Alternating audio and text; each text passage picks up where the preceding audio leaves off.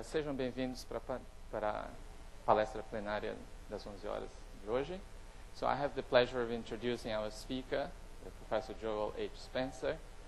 Professor Spencer is known for several of his writings, his papers, his research. So just some numerics. So he has written over 10 books, and he has something like 200 papers.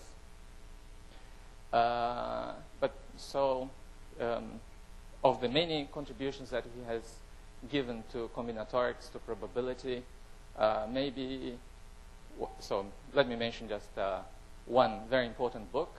So actually, I should mention two. So he's written the first book on the probabilistic method with Professor Erdos, and this is a classical book in the 70s, and this really opened, it was the first systematic exposition of the method. And then now, if you study the probabilistic method, you will definitely read another book of Joel that he has written with alone. So this is the main textbook on the subject. And today he's going to talk about the Erdos magic. Right? Thank you, Yoshi. Well, it is a pleasure to be here at IMPA. This is my first time in Brazil, actually, and I'll certainly be coming back often, having a wonderful time. Been in Florianopolis and now in Rio, and I know there are many other good places to go to. Erdos magic. What I mean by Erdos magic is that you use probability, but the statement of the result does not have probability in it. So this is the probabilistic method that was developed by Paul Erdos. There was a 3-page paper in 1947 in the Bulletin of the American Mathematical Society on Ramsey numbers. Indeed, for about 20 years, Erdos was almost alone in working in this area, but he had supreme confidence in his feeling for mathematics. And then in the 70s, the idea of what I like to call Erdos magic caught on, and now it is a strong method in combinatorial mathematics and other areas. Sometimes it's called probabilistic combinatorics. The idea to use probability to get results when the results themselves are not probability results per se. Paul Erdos was a giant of 20th century mathematics, and today when I lecture to the giants of 21st century mathematics, I like to honor his name by using the phrase, and I hope you will too, Erdos magic.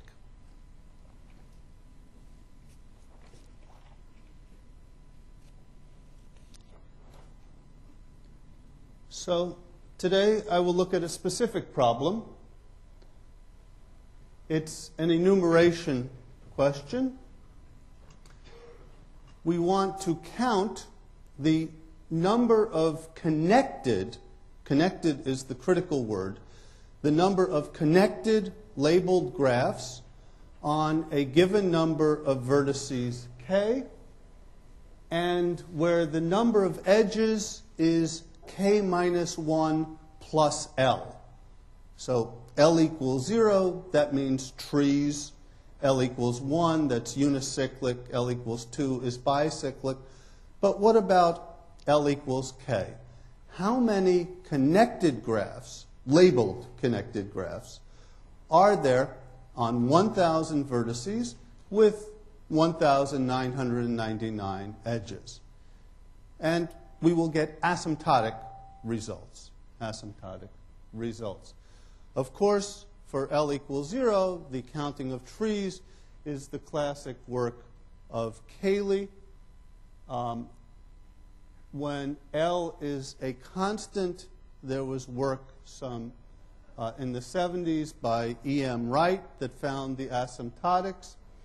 If L is bigger than k log k over 2, then results of Paul Erdos and Alfred Rainey say that the random graph is with probability approaching 1, is connected. So the number of connected graphs is just the binomial coefficient. Now this result has been done before by Ed Bender, Rod Canfield, and Brendan McKay using other methods. And indeed, most recently by Nick Wormwald and Boris Patel using other methods, but I like my method, and that's the one I'm going to show you. So, and this is joint work with, as I mentioned, with Remco van der Hofstad at URandom.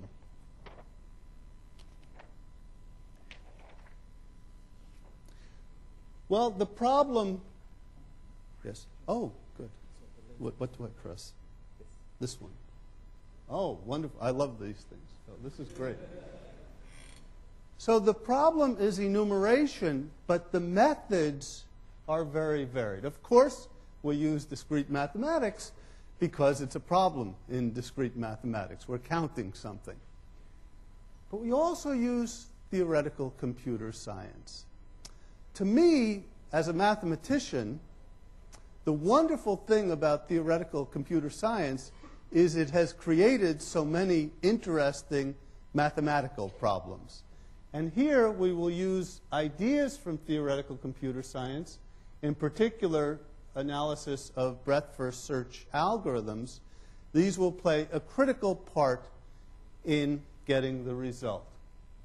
Probability, well, as I mentioned, Erdos magic, probability will be at the center of the analysis. And a fourth thing, mathematical physics.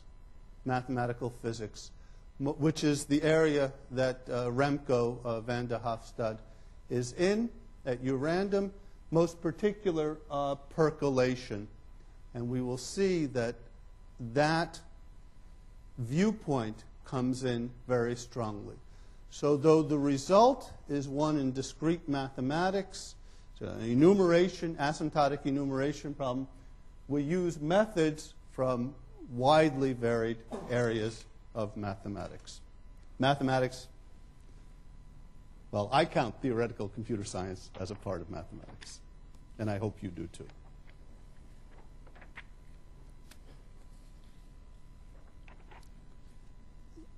The paper that I will be talking about has been accepted for publication, but has not appeared yet.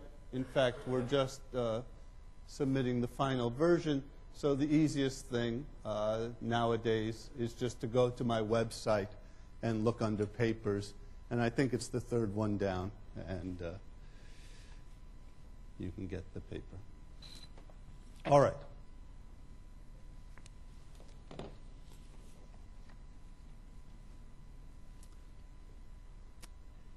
Take a look at this.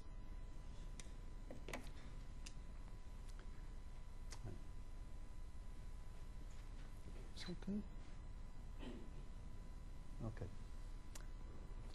All right. This turns out to be a core thing. Later we'll see the connection. But I want to look at tilted balls into boxes. K-1 balls labeled 1 through K-1. I put them in K bins, or boxes, bins, the same thing, labeled 1 through K. But there's a parameter P, which is the tilt. The tilt. And here's the rule. The balls go in independently, but not uniformly. They go in with a truncated geometric distribution. So here's the exact formula. But what does that mean?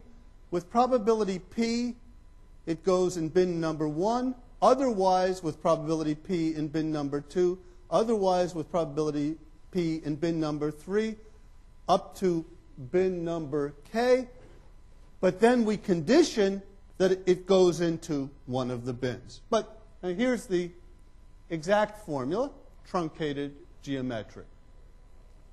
Then some notation, the number of balls in the ith bin is z sub I.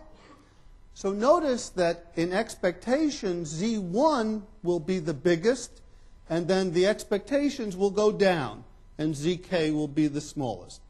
But the bigger the tilt, the bigger the difference. Okay. And then we make a walk. Here is a walk. The walk starts at 1, and each time we add z sub I, and we subtract 1. Well, there are k minus 1 balls and k bins, so at the end we're at 0. So we have a walk. It starts at 1. It ends at 0. And the event tree, for reasons I'll say later, is that the walk stays positive. Well, there are things in combinatorics called parking functions. This is connected to them, but it doesn't matter. And we let M be a discrete area, well, like a discrete area of the curve for y. Now, M has two expressions. Let me argue this equality sign. Consider balls into boxes and balls into bins. Take one ball and move it 1 to the left. That changes this number by 1, and it also changes this number by 1. Therefore, this number on the left in the center and this number on the right differ only by a constant, because you can go from any position to any position by moving balls. But if you put one ball in bin 1, one ball in bin 2, one ball in bin k minus 1, then the y's are all, the z's all equal 1, except the last one. The y's all equal 1, m equals 0, and this equals 0. So therefore, they're equal. Well, there are other proofs. That's just a little combinatorial exercise. So maybe I put this here so you remember. Yeah. Okay. And here is the connection to random graphs. Oh, I should tell you, random graph, I mean k vertices. Yes, I haven't mentioned random graphs yet. So random graphs play a key role here. And this is the area that began with a paper in 1960 by Paul Erdos and Alfred Rainey. Here we will look at the random graph GKP. That means there are k vertices. I will label them 0 through k minus 1. It's convenient. And two vertices are adjacent with probability p. So each pair of vertices flips a coin to decide whether to be adjacent or not. So this is, we say the random graph, but really it's a probability space. Really it's a probability space. Now, this slide, these are exact. These are exact. And I will give the arguments soon. The theorem is the probability that the graph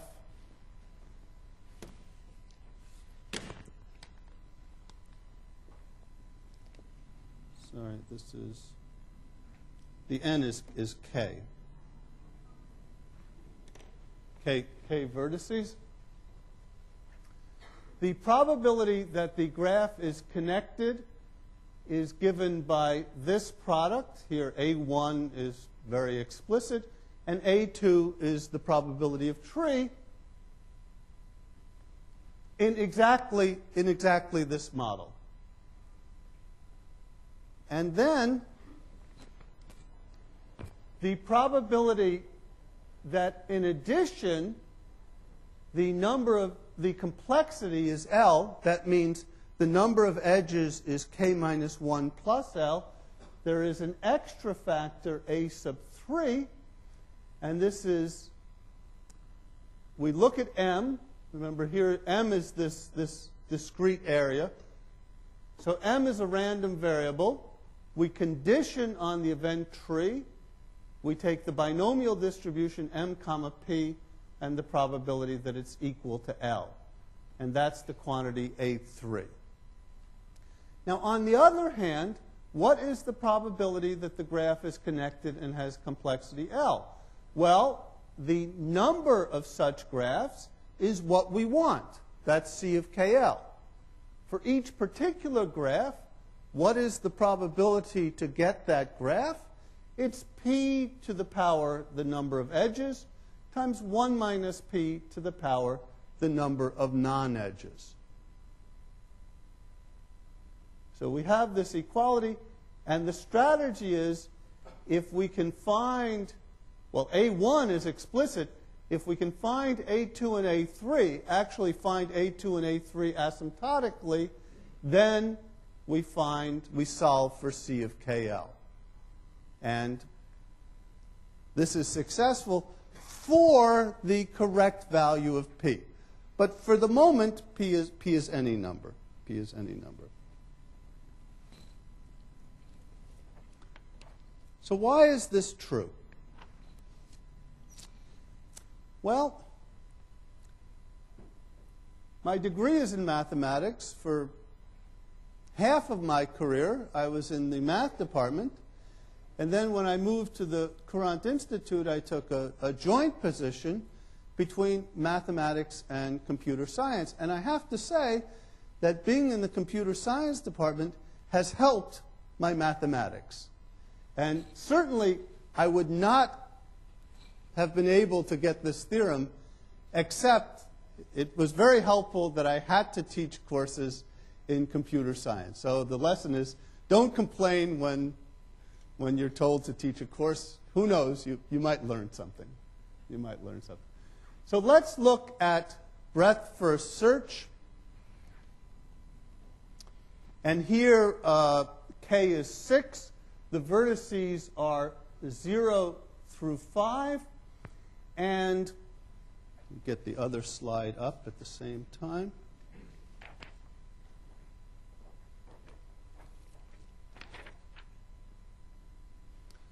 So we consider the random graph, and we perform breadth first search starting with root 0. Now, normally, breadth first search, you think of the following way. The root 0 looks for neighbors. Then those neighbors go into a queue. Then you pop the queue. The next vertex looks for new neighbors. And then it dies. And then you add the new neighbors to the queue, and you keep on going. Until the queue becomes empty. So the usual feeling of breadth first search is that you start here and you look out. But the graph is undirected. So it's equivalent to thinking of it in the following way. The component starts with 0, and the other vertices are trying to get in. So how does this work? We start at the root 0. On the first round, all the other vertices flip a coin to decide, are they adjacent to 0? And the coin is heads with probability P, because it's a random graph, so probability P. Now in this case, vertices 1 and 2 are not adjacent to 0. Vertices 3 and 4 are adjacent to 0. Vertex 5 is not adjacent to 0. Okay? So now we have the edges 0, 3, and 0, 4. Okay? Now, it might have been that every vertex the coin came up tails. Okay, then no vertex is joined to 0. Okay, end of story. The breadth first search has ended. Okay, but in this case, we have 3 and 4. Okay, so now the Q consists of 3 and 4. Now vertex 3 looks for new vertices. So we pop the Q, 3 disappears. 3 looks for new vertices, but in our new way of looking at it, we have the second round, the other vertices, 1, 2, and 5, they flip a second coin to decide, are they adjacent to 3? Well, here the answers were no, no, no. So nothing was adjacent to 3. Okay. But still, the breadth first search is not over. We still have vertex 4. So we go down to the third round. In the third round, vertex 1 flips a coin. Notice, once a vertex has a yes, it doesn't flip a coin anymore. It's already inside the component. So vertex 1 gets a yes.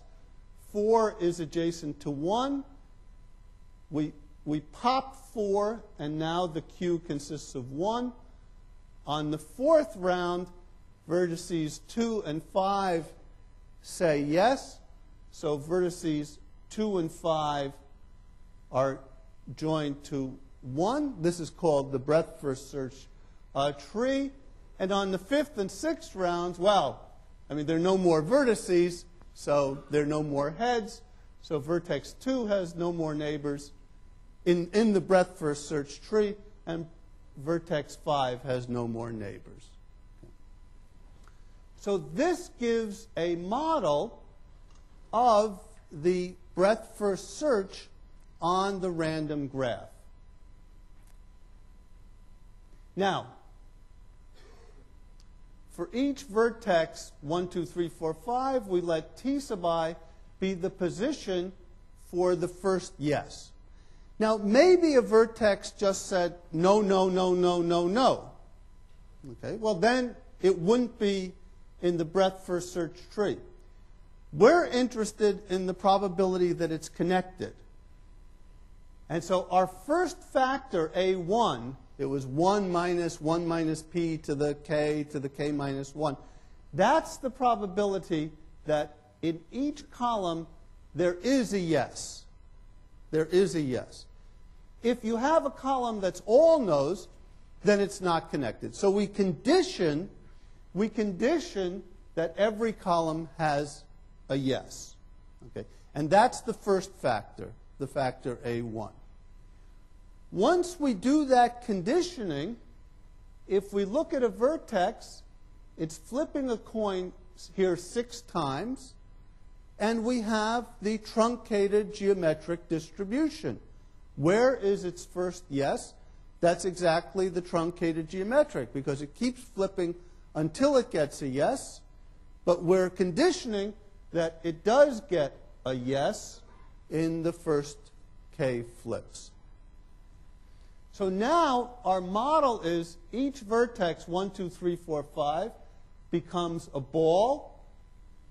We put it in the bin, which is where it first gets a yes. So number 2, it was on the 4th time, so ball number 2 is in bin number 4. So this is our balls into bins model. Now notice Z is the number of balls in the ith bin. And what is Y? What is this walk Y? It is the size of the Q. The Q starts with the root, so it has size 1. Each time we add these vertices to the Q, and then we subtract 1 because we pop the Q. So Y is actually, the function Y sub t is the size of the queue at time t, if you like. Okay. And here is the queue. So what is the event tree?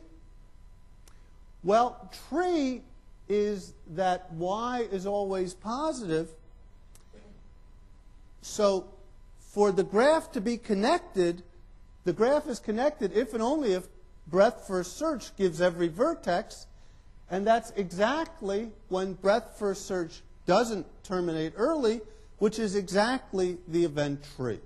So that's the first part of the theorem, that the probability that it's connected is A1, the conditioning that each column has a yes, times A2, the probability of tree. Okay. So that gives the tree. Now, after we do the tree, the pairs of vertices are in three categories.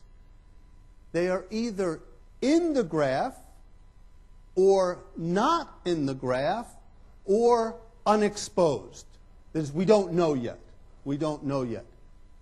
Notice 0, 4 is definitely, 0, 4 is definitely in the graph.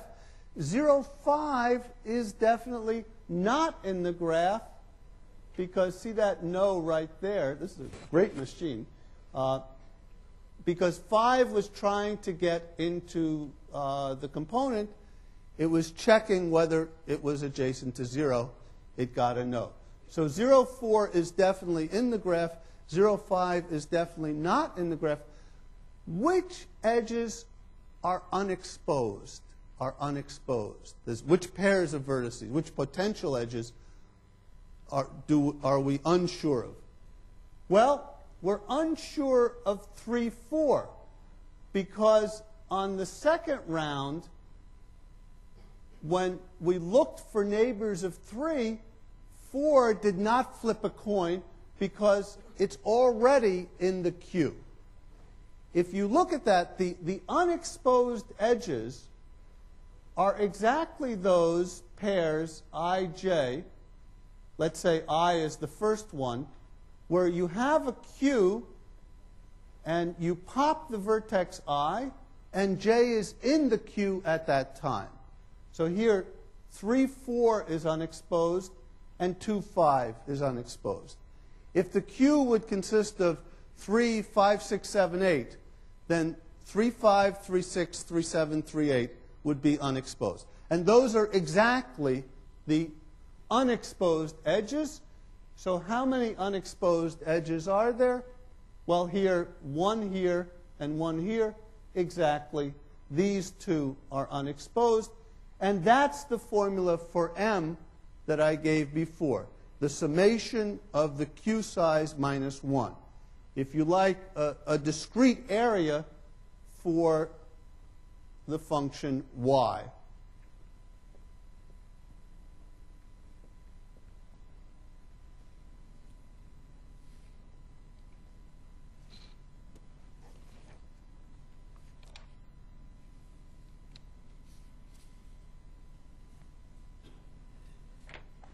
Well, here's just a little picture. You know, in a larger case, the function y will start at 1. It will end at k. The event tree is that it never hits 0 in the middle. And then M is like the area. It's a discrete sum, of course. So but it's like the area. Now, this was exact. But now I'm going to set the tilt, because it's only for certain values of the tilt that I can get the asymptotics. So, I mean, it's an exact formula, but if I don't know what A2 and A3 are, then I don't know what, then it doesn't help. I will set the tilt. M has an expectation and a variance. Now, these have exact calculations. This is the unconditioned M. M not conditioned on tree. Because M is the sum here, if you look at this, m is a constant minus the sum of IIDs, identically independent variables, and they have a simple formula. So it's a nice exercise to write the expectation and variance in closed form. And in fact, there's a lot of calculation here, but this can be done. And we set the tilt so that P times the expectation of M is the complexity L that we want.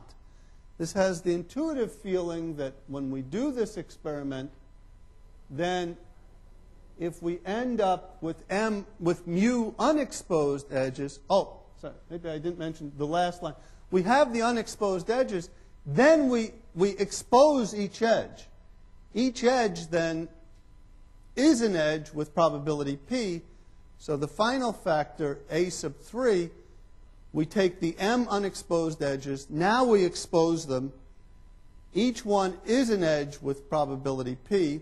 The M potential edges, the unexposed pairs, we expose them with probability P. And then A3 is the probability that exactly L of them are edges.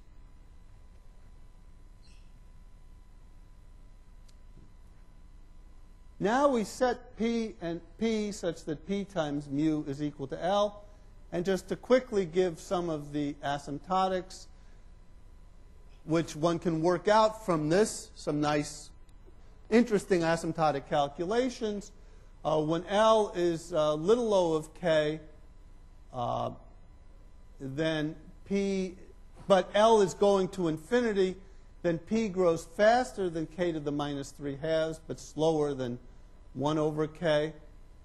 When L is on the order of k, the example when L equals k being a natural example, the tilt is on the order of k inverse. That means that the first bin has definitely larger probability than the last bin. And when L is very large, the tilt becomes substantially larger than k to the minus 1. Once L gets bigger than constant k log k, the Erdos-Renyi results come in, so we can ignore that case. Okay. And I should say when L is fixed, for example, counting unicyclic graphs, then we would get a P on the order of k to the minus 3/2. And then, well, you know the meaning of the English word complicated. It means that our methods don't work. So, okay. So.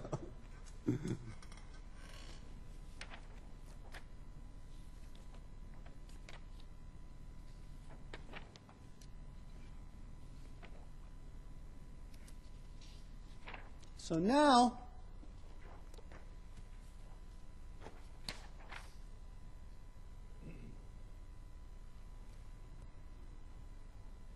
let's look at actually the most difficult situation where the tilt is quite small.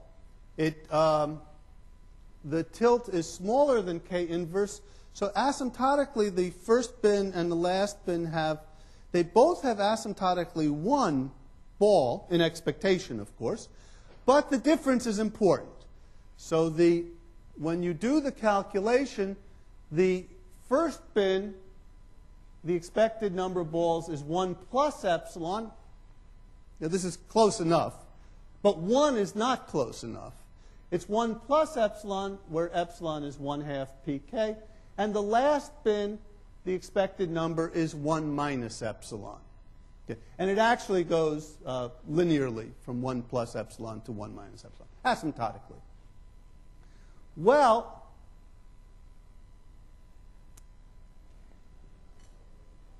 let's now put on our theoretical physics hats a little bit. We have this walk. We start at 1, and at the start, we have a drift of plus epsilon.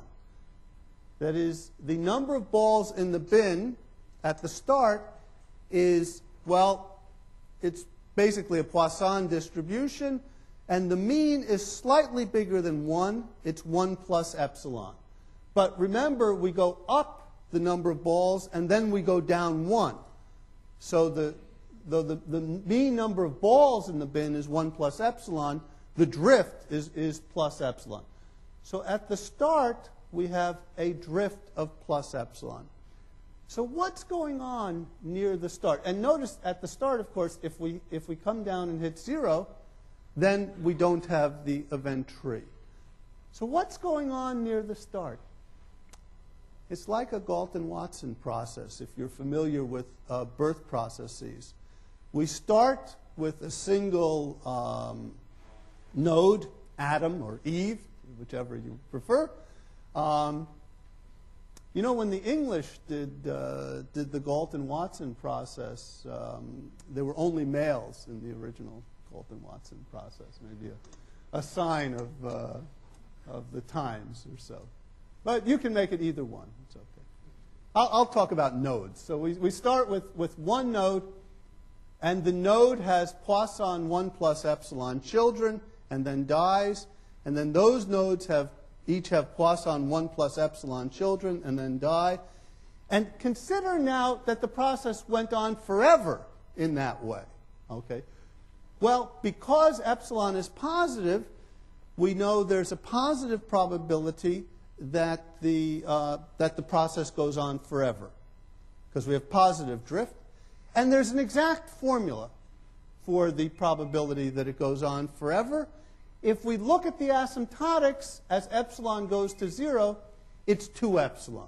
Okay? You look at the exact formula and you plug in the asymptotics, and it's 2 epsilon.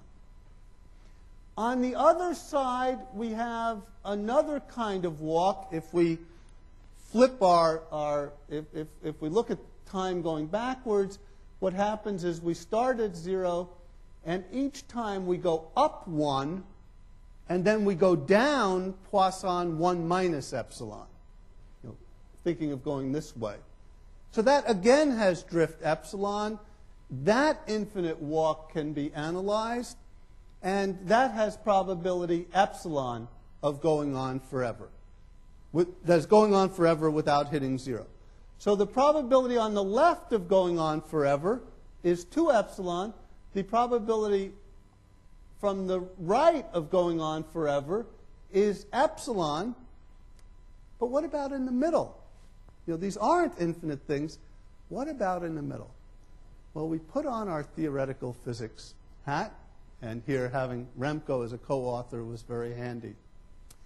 When you have a drift that's plus epsilon, the scaling, the proper scaling of distance is epsilon to the minus 2, is epsilon to the minus 2. Before space, epsilon to the minus 2, you can't see the drift. After space, epsilon to the minus 2, the drift has taken over, and it's like a linear function. You're just going epsilon each time. At order of epsilon to the minus 2, it's complicated because it's in the middle. So this is something that, Remco well understood, and, so we were able to get it. So what that means is that around epsilon to the minus 2, this left-hand part, you don't have to go out to infinity. You can just take it to epsilon to the minus 2. And the right-hand part, you only have to go in on the order of epsilon to the minus 2. But because of when L goes to infinity, P is greater than k to the minus 3/2, epsilon is greater than k to the minus 1/2, the epsilon to the minus 2 is a lower order of magnitude than the total length k. So what happens is there is a left side and a right side, and they don't meet in the middle. They don't meet in the middle. In the middle, the drift takes over, and it's not a problem. Well, it takes 10 pages to prove it's not a problem, but it's not a problem. Okay. And so what we get, the result is that the probability of tree has a very simple asymptotic formula, 2 epsilon squared. And that's it. That's it. So and epsilon is simply 1/2 pk. So it's a very nice formula.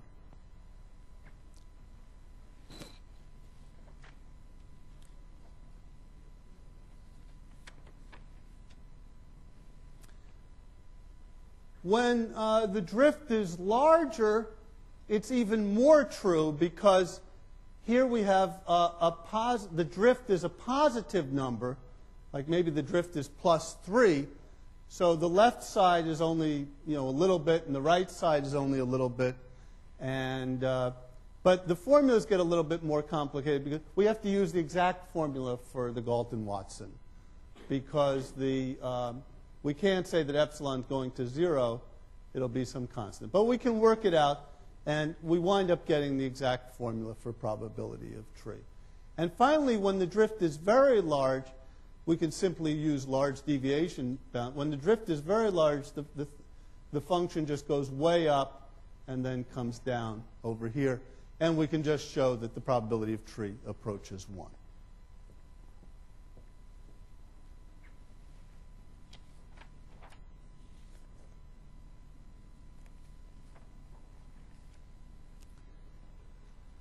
Now, what about M?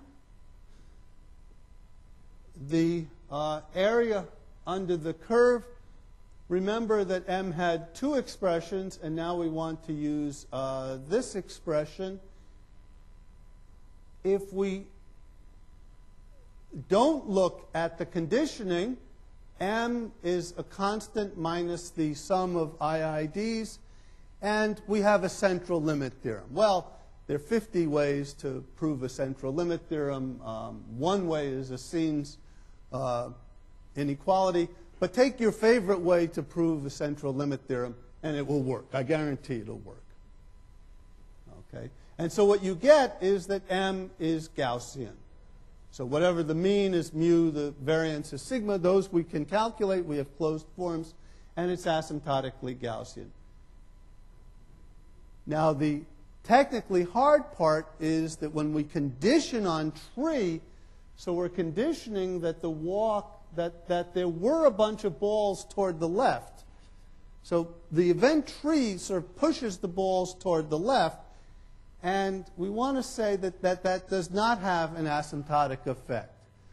What happens is when the drift is very large, that's easy to prove, because tree is really only the few bins near the start and near the end.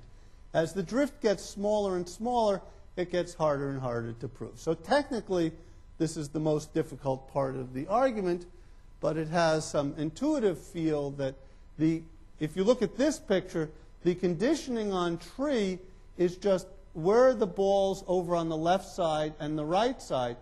Well, but epsilon to the -2 is much smaller than k, so we're only looking at a small proportion of balls, so that should have a negligible effect on M. Well, 10 pages later, and 2 months of work and 10 pages of careful writing later, that is the case.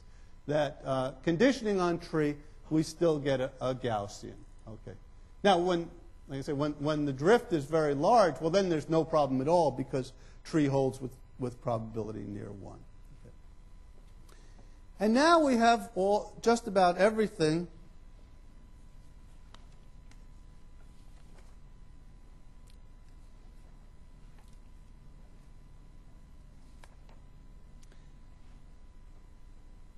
Here, well, this W is really going to be M in the application, but it's actually going to be M conditional on tree.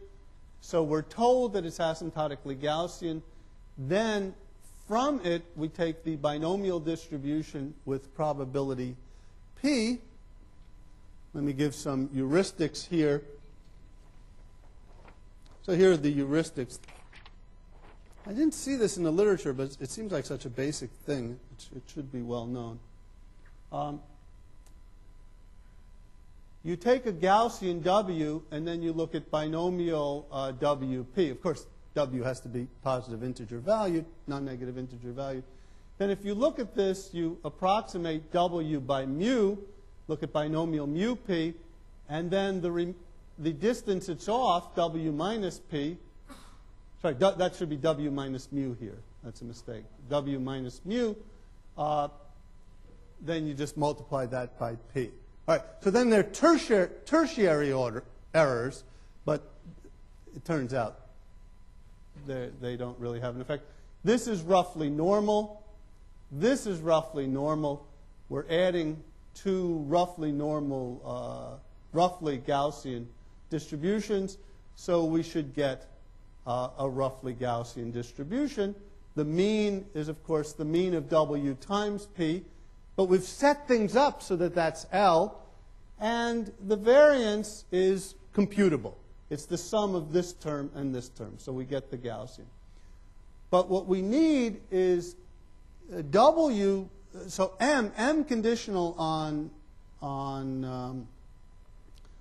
M conditional on tree is Gaussian, but we need something stronger. We need the local limit law. That is, we need that the Gaussian, the probability that you hit any particular point is as if you had a smooth Gaussian. So if you have a Gaussian that's always even, then it doesn't work.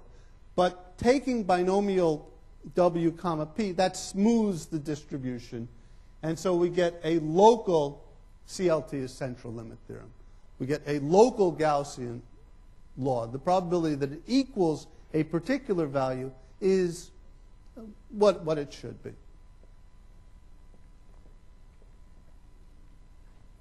And that really does it.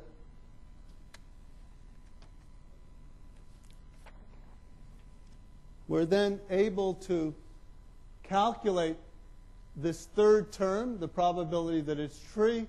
We get the asymptotics in the various regimes. And now A1 has a definite formula. P has, the tilt P has a formula given by, P is given by the formula P times mu is equal to L. So there's a lot of calculation involved in seeing what P is asymptotically. But we've really done everything. We can now work on it and get the asymptotics for C of KL for all the values. So let me close with one further application of this.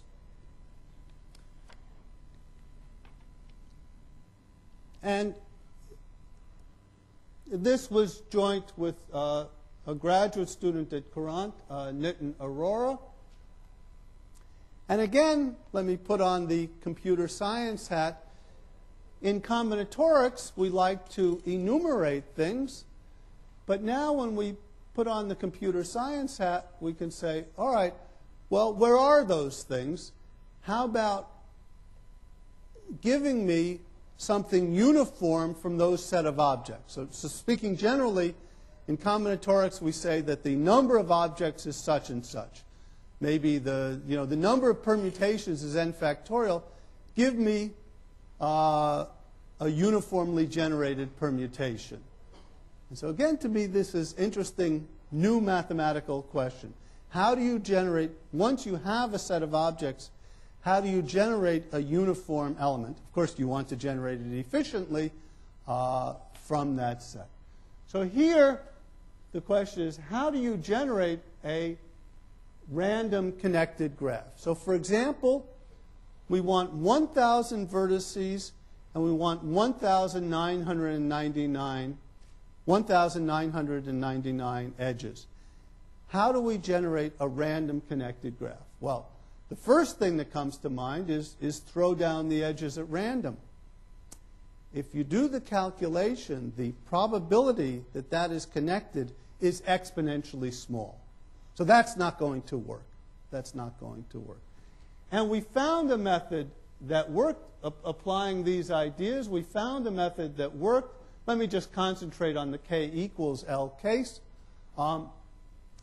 And we were very pleased with the results because the time that it took was on the order of the number of edges. So the amount of time to generate the graph was the amount of time to write down the graph. In fact, we couldn't even write down the matrix for the graph. That would take time K squared. We have to write it down in the right format. So you can't do better than this. You can't generate something faster than you can write it down. So we were very pleased with the result. So let me finish with the idea of the argument. Again, just concentrating on the k equals L case.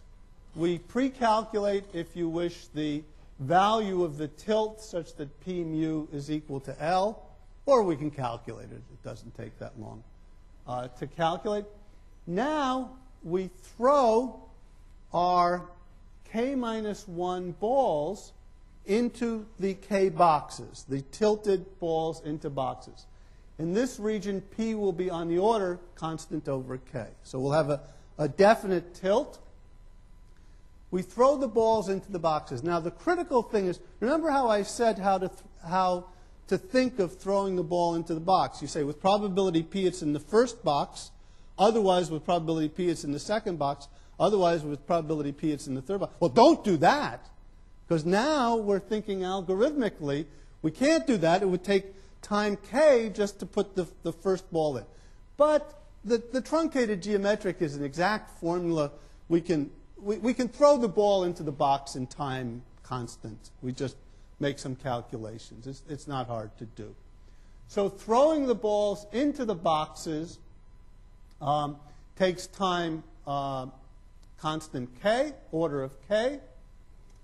Then we have to see, do we have the property tree? If we don't have the property tree, we abort. When k is equal to L, the probability of tree is a positive constant. Well, the nice thing about theoretical computer science is, we don't really care if it takes, if calculation takes 1 hour or 2 hours. It's theta of 1 hour, so it doesn't matter to us. So, okay, so with constant probability we abort. It doesn't affect. We're in. I like to call it theta land. We're in theta land where constants don't matter. So okay, let's just assume that we get that we do have the tree. When L is little o of k, there's some other. We have to be more careful, but let me skip that.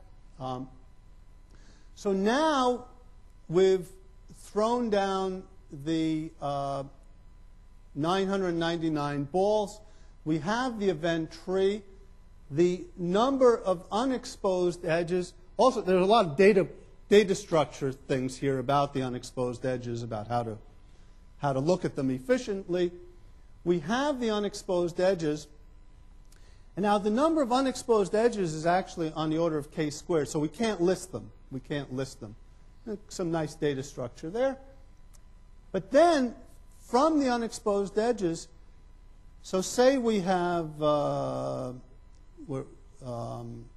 we had 500, let's see, we wanted 999. Say we had a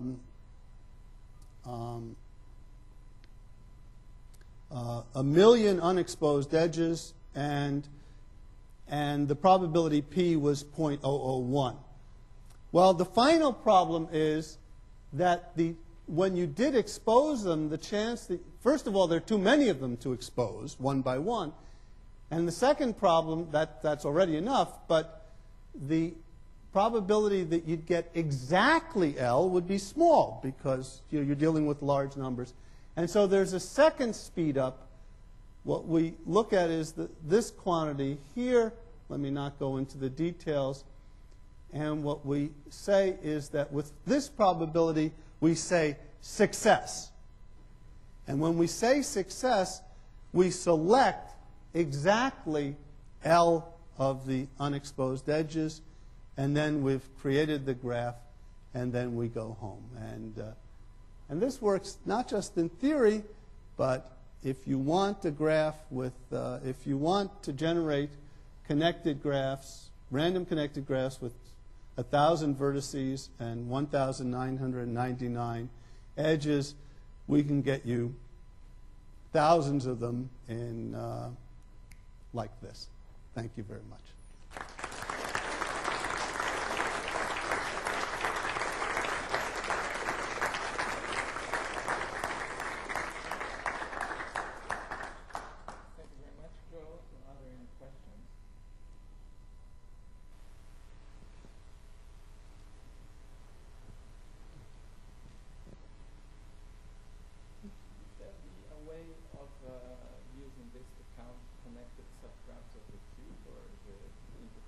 Yeah.